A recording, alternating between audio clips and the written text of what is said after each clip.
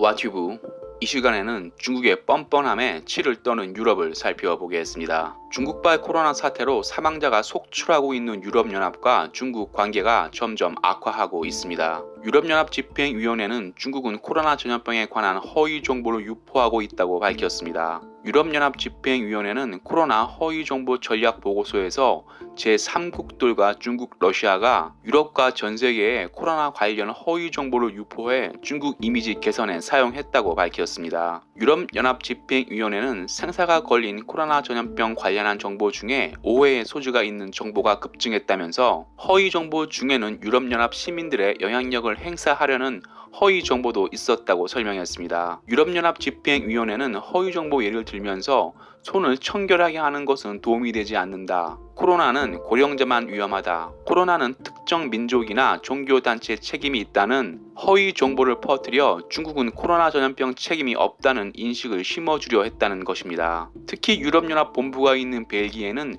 표백제가 코로나 전염병을 예방할 수 있다는 소문이 돌아 벨기에 표백제 매출이 15% 증가했습니다. 또한 중국은 코로나 관련 의료용품을 유럽에 보낼 때 대대적인 광고를 하며 마치 중국은 유럽을 위해 아무 대가 없이 희생하고 있다는 이미지를 심어주려 하고 있습니다. 특히 유럽에서 1대1로가 가장 많이 진행된 이탈리아에 코로나 진단 키트를 무상 지원한다는 이미지를 심어주려 했지만 사실은 이탈리아가 중국에 돈을 지급하고 수입한 것으로 드러났습니다. 유럽연합 집행위원회 코로나 관련 중국 허위 정보 유포 발표에 중국은 발끈하고 나섰습니다. EU 주재 중국 외교단은 코로나 전염병 가장 큰 피해자는 중국이라며 중국은 큰 피해를 보았지만 코로나 확산 방지에 최선을 다해 생명과 건강을 지켰다며 중국의 코로나 대처는 세계인의 존중을 받아야 마땅하다며 오히려 피해자 코스프레와 자화자찬을 했습니다.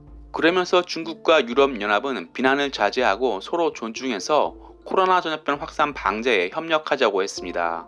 또한 중국과 EU는 경쟁자가 아닌 중요한 파트너 관계라며 허위 정보로 서로를 미워하는 것은 모두에게 아무런 도움이 되지 않는다고 덧붙였습니다. 하지만 유럽연합은 코로나 사망자가 연일 급증하고 있는 이유 중에 중국의 코로나 관련 허위 정보 유출이 한몫했다고 판단하고 있습니다. 유럽이 코로나 관련 중국 허위 정보 유출을 의심하는 이유는 유럽 내 중국인 사망자는 거의 없기 때문입니다. 실제로 유럽에서 중국인이 가장 많이 거주하고 코로나 사망자가 3만 명이 넘어가는 이탈리아에 사는 중국인 코로나 사망자는 거의 없습니다. 솔직히 유럽은 그동안 평화롭게 살았기에 중국에 대하여 별다른 신경을 쓰지 않았습니다. 하지만 코로나 사태로 선전선동에 능하고 거짓말을 밥 먹듯 하는 뻔뻔한 공산주의 중국을 다시 보게 될 것입니다. 와튜브 마치겠습니다. 유익했다면 구독, 좋아요, 회원가입 부탁합니다.